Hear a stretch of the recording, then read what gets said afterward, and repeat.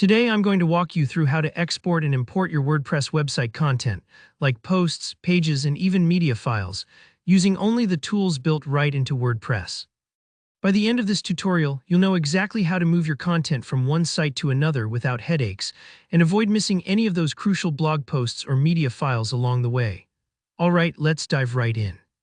The first thing you need to know is that WordPress has some powerful import and export features built in totally free. This is perfect if you're moving text-based content, think your posts, pages, and even comments. Maybe you're redesigning your blog on a new domain or just want to back everything up before making big changes. Whatever the reason, these steps have you covered. Start by logging into the dashboard of your original site, often called the source site. Look for the menu option labeled Tools. You'll find it in the sidebar. Give it a click and under Tools, choose Export. This is where you tell WordPress exactly what you want to move. You'll see options for all content, or you can get specific by just choosing posts or pages if you don't want to take absolutely everything along. For a complete move, I recommend going with all content that grabs your posts, pages, comments, and a few other essentials. When you're ready, hit that Download Export File button. WordPress will create an XML file. This is like a suitcase filled with your website's information. Save it somewhere on your computer where you can find it easily. It's going to be the key to the next step.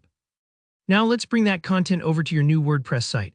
Log into your target site's dashboard, the place where you want all your posts and pages to appear. Head back to the Tools menu, but this time click Import. You're going to see a list of systems, but scroll to the very bottom until you find WordPress.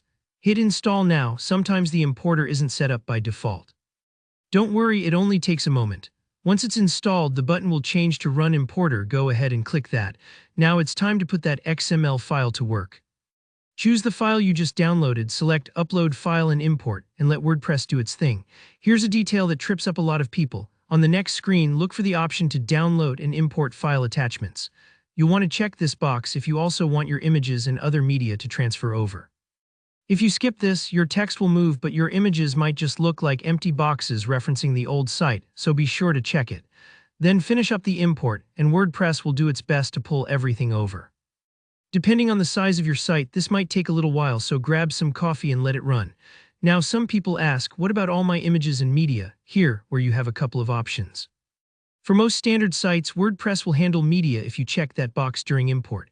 But if you have a really massive library, like you're a photographer or a designer with thousands of image files, the built-in import might take a long time or not grab every file.